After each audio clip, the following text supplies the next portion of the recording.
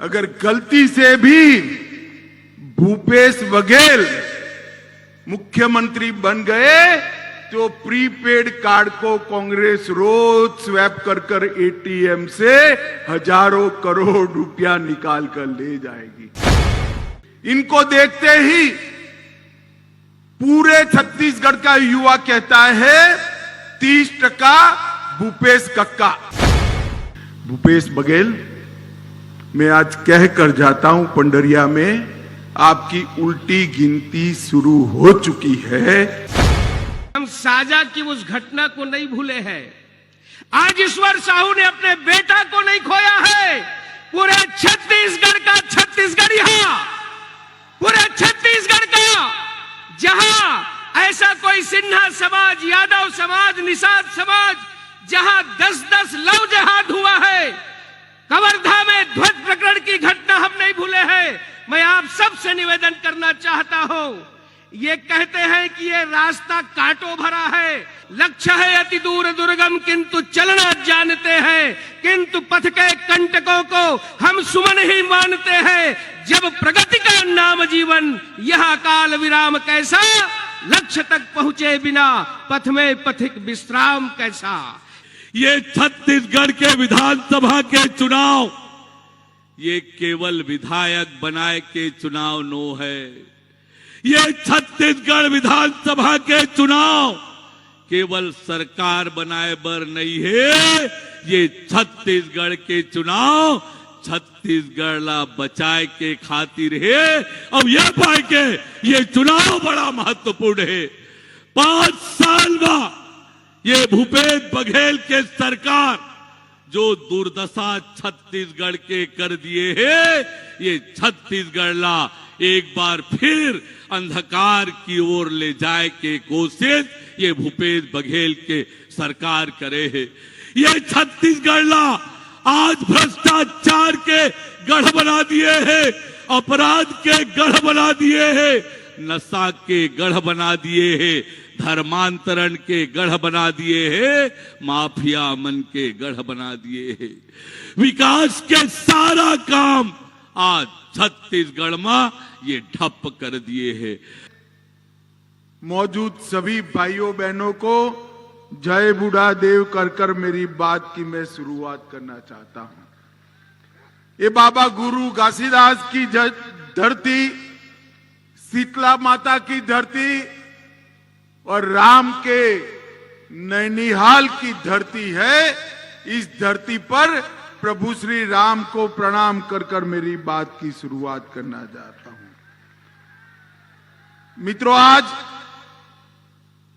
देश के सबसे पहले परमवीर चक्र का सम्मान प्राप्त करने वाले मेजर सोमनाथ शर्मा का शहीद दिन है। मेजर सोमनाथ शर्मा को भी मन से श्रद्धांजलि देकर मेरी बात को शुरुआत करना चाहता हूं। मित्रों, आने वाले दिनों में छत्तीसगढ़ की जनता ने चुनाव में हिस्सा लेना है। आप सभी जब अपना वोट डालने जाए तब किसी एमएलए को चुनने के लिए, किसी एमएलए को मंत्री बनाने के लिए अपना वोट मत डालिएगा। आपका वोट भावना बहन और ईश्वर साहू को एमएलए बनाने के लिए नहीं है। आपका वोट छत्तीसगढ़ का भविष्य संवारने के लिए आपका वोट भाई भुवनेश्वर साहू को न्याय दिलाने के लिए आपका वोट। और भुवनेश्वर साहू जैसे कई छत्तीसगढ़ के युवा या तो अपनी जान गंवाए हैं या अपना भविष्य करप्शन की भेंट चढ़ा दी। इन सब के भविष्य को संवारने के लिए आपका वोट आदिवासी बहुल्य क्षेत्र के लिए, आदिवासी क्षेत्र को, नक्सलवाद को समाप्त कर विकसित क्षेत्र बनाने के लिए आपका वोट है। और आपका वोट पिछड़ा समाज से भरे हुए पूरे क्षेत्र को मोदी जी की जो विकास यात्रा चल रही है, वो विकास यात्रा ये मुख्यमंत्री बघेल रोक कर बैठे हैं। मोदी जी विकास करना चाहते हैं, ये बाधा हटाने के लिए आपका वोट है। माताओं, भाइयों और बहनों, भारतीय जनता पार्टी ने पंडरिया से हमारी बहन भावना बोहरा को टिकट दिया है। पंडरिया में भावना बहन न केवल जिला पंचायत की सदस्य है, बालिकाओं को पढ़ाने के लिए काम करती है। इस सरकार के तुष्टीकरण की, वोट बैंक की राजनीति के खिलाफ बहुजन समाज का रक्षा करने का काम भी बहन भावना बहन करती है। पूरे क्षेत्र में स्वास्थ्य सुविधाएं प्रदान करना, free of cost blood test कराकर उनकी स्वास्थ्य की जानकारी देना, और कबीरधाम जिला पंचायत में हर गांव में विकास के कामों को रफ्तार देने का काम कर रही है। मैं आज आपको यहां विनंती करने आया हूं कि भावना बहन को कबीरधाम से बाहर निकालकर पूरे पंडरिया का विकास करने का मौका आप दीजिए। ये मैं यहां विनंती करने आया। ईश्वर साहू जी हैं।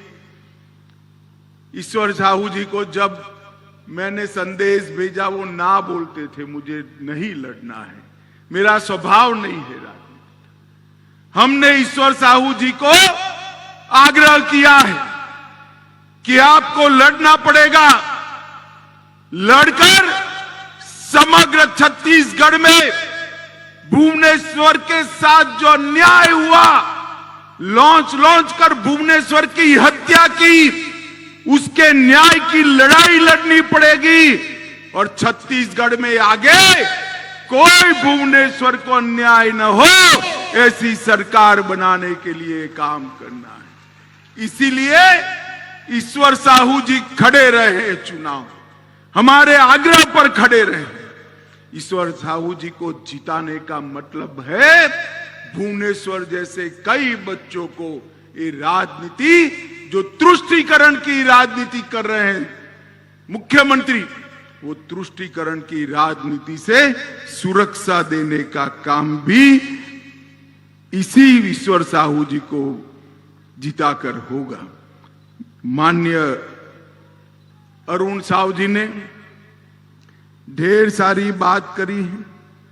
मैं और कोई बहुत लंबी बात करने नहीं आया हूं, मगर मैं इतना पूछने आया हूं, भाई छत्तीसगढ़ के खजाने पर, छत्तीसगढ़ का जो सरकार का तिजोरी है, इसमें जो खजाना है, इस पर अधिकार छत्तीसगढ़ के दलित, आदिवासी और पिछड़ों का है या नहीं है? मुझे जरा जवाब दो।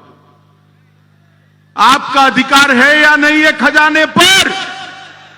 ये भूपेश बघेल छत्तीसगढ़ के खजाने को एटीएम बनाकर ये दिल्ली के भाई बहन को चरणों में डालने का काम कर रहे हैं, छत्तीसगढ़ को लूटने का काम कर रहे हैं। जिनके मन में अपने प्रदेश की गरीब जनता के लिए भलाई न बसी हो, अपने प्रदेश की गरीब जनता के विकास करने की जगह जो व्यक्ति अपनी राजनीति का विकास करना चाहता हो, वो छत्तीसगढ़ का कभी भला नहीं कर सकता, छत्तीसगढ़ को आगे नहीं बढ़ा सकता। इसलिए मैं कहता हूं, एक कांग्रेस का बनाया हुआ प्रीपेड सीएम है।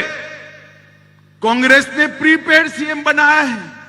अगर गलती से भी भूपेश बघेल मुख्यमंत्री बन गए तो प्रीपेड कार्ड को कांग्रेस रोज स्वैप कर कर एटीएम से हजारों करोड़ रुपया निकाल कर ले जाएगी।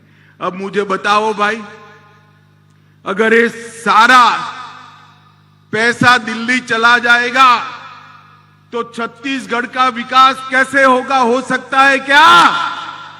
ये 5 साल में हमने जो 15 साल में किया था उसकी उल्टी गंगा बहाने का काम ये भूपेश बघेल ने किया है।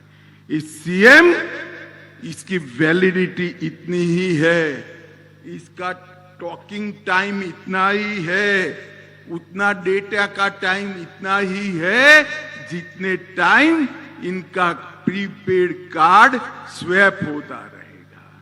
भाइयों बहनों, जैसे प्रीपेड सिम कार्ड पैसा खलास होते ही बंद हो जाता है, ऐसे पैसा खलास होते ही सीएम का टाइम समाप्त हो जाएगा। और ये सीएम अपना टाइम समाप्त न होने के लिए ढेर सारे घोटाले ये 5 साल के अंदर किए हैं।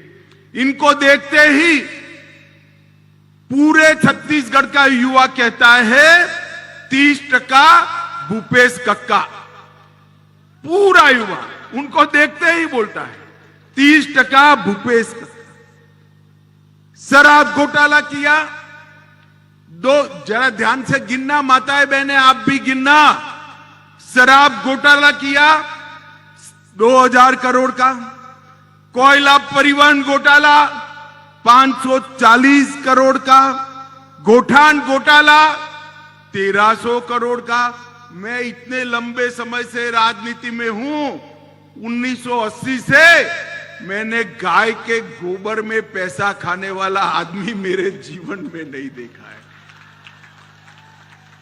रोड में खाने वाला देखा, कोयले में खाने वाला देखा, बिजली, गाय के गोबर, क्या दिमाग दिया है उनको भगवान ने। अरे राम राम राम, गाय के गोबर में भी पैसा खा गए भाई। उन्होंने गोठान घोटाला 1300 करोड़ का किया, पीडीएस घोटाला 600 करोड़ का किया, महादेव ऐप का घोटाला 5000 करोड़ का किया, पब्लिक सर्विस कमीशन पैसा लेकर योग्य युवाओं को नौकरी न देकर उनके चट्टे बट्टे को नौकरी दी।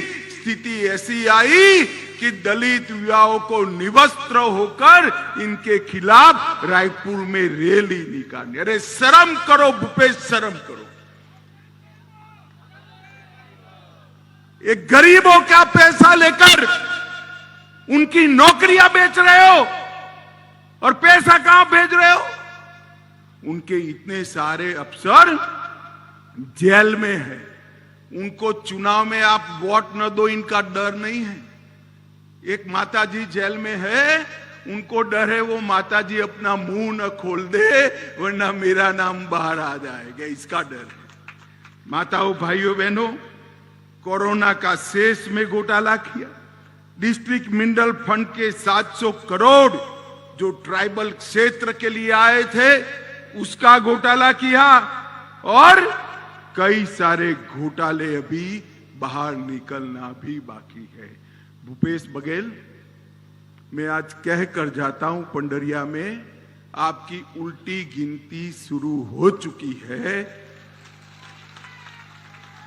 यहां भारतीय जनता पार्टी की सरकार बनने वाली है और सरकार बनते ही पाई पाई जो आपने छत्तीसगढ़ के दलित, आदिवासी और पिछड़ा समाज की खाई है, वो पाई पाई का हिसाब देना पड़ेगा।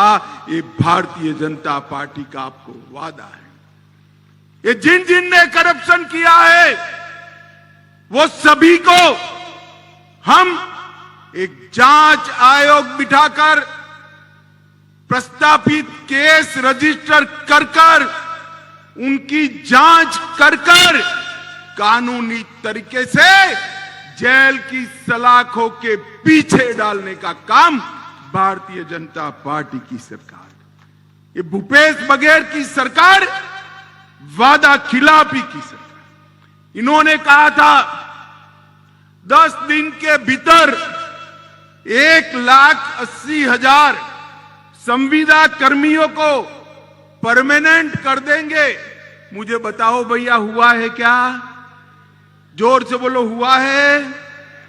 महतारी सम्मान योजना, हर महीने 500 रुपया देना है। माताओं, मिलता है क्या? मिलता है। प्रति वर्ष 4 गैस सिलेंडर मुफ्त देने वाले थे, क्या हुआ भाई? मिलता है बहनों? उन्होंने कहा था 50,000 शिक्षकों का भर्ती करेंगे, वो भी नहीं हुआ। राज्य में पूर्ण शराबबंदी करेंगे, वो भी नहीं हुआ। बिजली का बिल आधा करेंगे, वो भी नहीं हुआ। सिंचाई का रकबा 5 साल में 2 गुना करेंगे, वो भी नहीं हुआ। 1,000 बेड के नए अस्पताल ट्राइबल क्षेत्र में बनाएंगे, वो भी नहीं हुआ। उन्होंने क्या किया? क्या किया? क्या किया? सिर्फ भ्रष्टाचार नहीं किया, आदिवासियों पर अत्याचार बढ़ गया, नक्सलवाद बढ़ गया, महिलाओं पर अत्याचार बढ़ गया। कानून और व्यवस्था की परिस्थिति को ये भूपेश बघेल ने समाप्त कर हजारों करोड़ के घपले, घोटाले और भ्रष्टाचार करने का काम किया है। मुझे बताओ भाइयों और बहनों, ये वादा खिलाफी वाली सरकार, ये भ्रष्टाचार करने वाली सरकार, ये गरीबों के दुश्मन कांग्रेस का पंजा, उसको जिता सकते हैं क्या? जरा जोर से बोलो, जिता सकते हैं क्या? अब जब मैं बोलता हूं कि आपने क्या किया, तो भूपेश जी हमारे पर सवाल दागते थे। मुझे कहते हैं कि गृह मंत्री मैंने क्या किया वो तो पूछते हैं, मगर उन्होंने क्या किया नहीं बताते। भाई भूपेश बघेल, हम तो 5 साल से सरकार में नहीं थे, फिर भी हमने क्या किया बताता हूं। जरा जोर से ताली बजाकर मोदी जी के लिए स्वागत करना। मैं एक एक बात बोलता हूं। 40 लाख किसानों को हर साल 6,000 रुपया देकर 7,000 करोड़ रुपया सीधा किसान के बैंक अकाउंट में डाला है। 33 लाख परिवारों को जल जीवन मिशन से घर में नल से जल पहुंचाने का काम ये भारतीय जनता पार्टी ने किया है। 2 करोड़ से ज्यादा लोगों को 5 लाख तक का सारा स्वास्थ्य का खर्चा free of cost Bharatiya Janata party देती है। और 30 लाख से ज्यादा माताओं बहनों को शौचालय बनाकर सम्मान देने का काम ये भारतीय जनता पार्टी ने किया है। 35 लाख से ज्यादा गरीब माताओं को उज्ज्वला का गैस कनेक्शन देने का काम भारतीय जनता पार्टी के नेता हमारे प्रधानमंत्री नरेंद्र मोदी जी ने किया है। 11 लाख गरीबों को मोदी जी ने आवास देने का काम किया है और IIT देने का काम भी किया है। भूपेश बघेल, 10 साल आपकी सरकार थी केंद्र में, सोनिया मनमोहन की सरकार थी। 10 साल में आपने 77,000 करोड़ रुपया, सिर्फ 77,000 करोड़ रुपया छत्तीसगढ़ को दिया था। मोदी जी ने 9 साल में 77,000 करोड़ से बढ़ाकर 3 लाख करोड़ रुपया छत्तीसगढ़ को देने का काम किया। परंतु आपको आपके गांव में कुछ आया है भाई? आया है क्या? कहां गया? कहां गया? कौन खा गया? कौन खा गया? मित्रों, ऐसी सरकार न रखिए जिसके लिए मोदी जी योजनाएं भेजे, पैसा भेजे और बिचौलिए खाकर दिल्ली की तिजोरी में जमा करा दे। हमने नए 2300 मोबाइल टावर बनाए, 33 राजमार्ग योजनाएं 9,000 करोड़ की लाए, 42 एकलव्य स्कूल बनाए, 500 मेगावाट का बिजली का कारखाना डाला, 2 ट्राइब शोरूम चालू किए और 162 करोड़ की लागत से रायपुर हवाई अड्डे का उन्नयन करने का काम भी नरेंद्र मोदी जी कर रहे हैं। भूपेश बघेल, आप हमारा क्या हिसाब मांगते हो? मैं आपको चुनौती देकर जाता हूं, हिम्मत है तो कर लो दोनों हाथ। आपके काम और मोदी जी के काम एक मंच पर खुली चर्चा रख दो, हमारा युवा मोर्चे का कार्यकर्ता आकर खड़ा हो जाएगा। हम चर्चा से नहीं डरते। मित्रों, ये धान के बात करते हैं, धान के किसानों। मैं आज यहां भूपेश बघेल की पोल खोलने आया हूं। ये 61 लाख टन चावल, मतलब 92 लाख मैट्रिक लाख टन धान, वो नरेंद्र मोदी जी खरीद रहे हैं। और ये 2700 रुपया जो दे रहे हैं, उसमें से 2200 रुपया सीधा मोदी जी दिल्ली से भेज रहे हैं। 74,000 करोड़ रुपया, कितना? 74,000 करोड़ रुपीस, 74,000 करोड़ रुपया मोदी जी ने दिया है। और इसमें 8-10 हजार करोड़ जोड़कर ध्यान मैं दे रहा हूं, ऐसा झूठ बोल रहा है। मुझे माताओं, भाइयों, बहनों बताओ, 74,000 करोड़ और 8 करोड़ कौन ज्यादा है? जोर से बोलो, कौन ज्यादा है? अरे भूपेश, आपके 7 गुना ज्यादा पैसा मोदी जी ने धान के किसानों के चेक में डाला है। क्या झूठ बोल रहे हो? क्या झूठ बोल रहे हो? ये झूठे लोगों की सरकार है। इन्होंने वन अधिकार पट्टा भी नहीं दिया। हमने हमारे 5 साल में 4 लाख से ज्यादा वन अधिकार पट्टा दिया था, उन्होंने 54,000 दिया है। तेंदुपट्टा में भी उन्होंने बहनों की चरण पादुका योजना को बंद कर दी और उन्होंने सिर्फ 2 वर्ष में 23 लाख मानक बोरा ही खरीदा है। हमारे रमन सिंह जी के अंतिम 2 वर्ष में हमने 32 लाख मानक बोरा तेंदुपत्ता खरीदा था और बोनस भी दिया था। कांग्रेस ने 4 साल से बोनस भी नहीं दिया है। और मित्रों, सबसे बड़ी बात है, एक कांग्रेस के राज में दिन दूनी रात चौगुनी धर्मांतरण बढ़ रहा है। कोई भी नागरिक मन से जिसकी भी पूजा, जिसकी भी उपासना करे, इसका हमारा संविधान ने छूट दिया है। मगर सरकारी मशीनरी का उपयोग कर गरीब आदिवासियों का धर्मांतरण कराने का ये जो शुरुआत किया है ना, वो छत्तीसगढ़ के लिए अच्छा नहीं है। और घर घर में, गांव गांव में इसके कारण संघर्ष पैदा हुआ है। कानून और व्यवस्था की परिस्थिति बिगड़ी है। मैं आज कहकर जाता हूं, हमारी सरकार किसी के भी धर्म के मामले में दखल नहीं करेगी और सरकार प्रेरित धर्मांतरण को बिल्कुल कठोरता के साथ रोकने का काम ये भारतीय जनता पार्टी करेगी। मोदी जी ने 23 अलग अलग जनजातियों को एसटी की सूची में डाला। एसटी के कल्याण के बजट को 29,000 करोड़ कांग्रेस के समय में था, उसको बढ़ाकर 1,32,000 करोड़ रुपया करने का काम नरेंद्र मोदी जी ने किया। भगवान बिरसा मुंडा के जन्मदिन पर जनजाति गौरव दिवस मनाने की शुरुआत की और ओडिशा की गरीब घर की बहन द्रौपदी मुर्मू को महामहिम राष्ट्रपति द्रौपदी मुर्मू बनाने का काम भारतीय जनता पार्टी ने किया। मोदी जी ने ओबीसी के लिए, पिछड़ों के लिए सबसे ज्यादा काम अगर किसी ने किया है तो हमारे प्रधानमंत्री नरेंद्र मोदी ने किया है। आज भारत सरकार की कैबिनेट में 27 मंत्री है। मंत्रियों में 35% मंत्री पिछड़ा समाज से है अब तक कांग्रेस ओबीसी कमीशन को संवैधानिक मान्यता नहीं देती थी।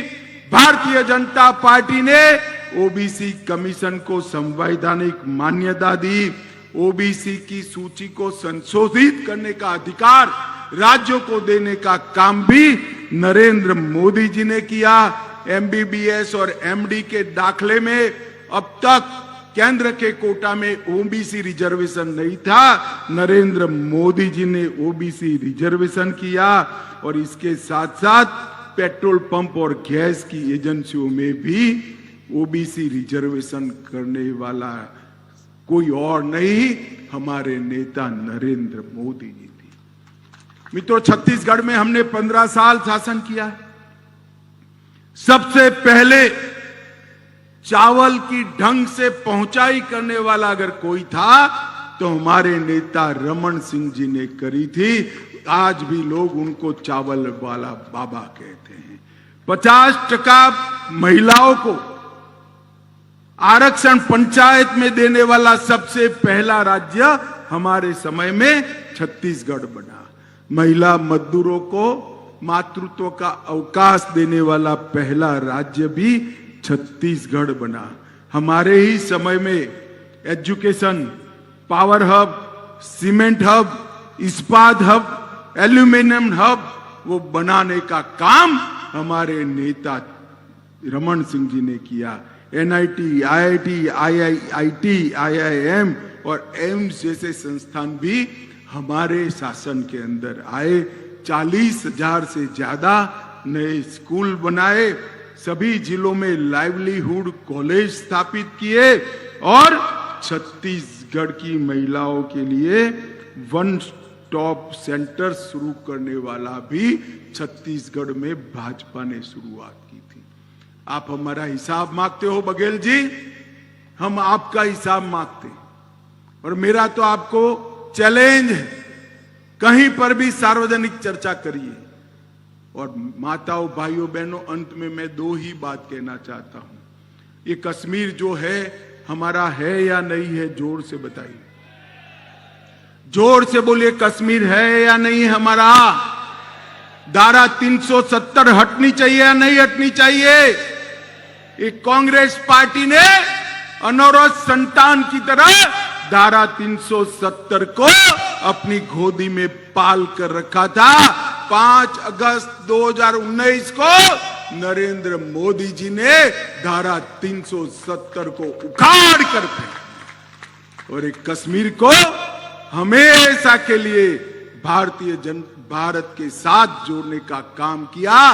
भारतीय जनता पार्टी के स्थापक श्यामा प्रसाद मुखर्जी के स्वप्न को मोदी जी ने पूरा किया।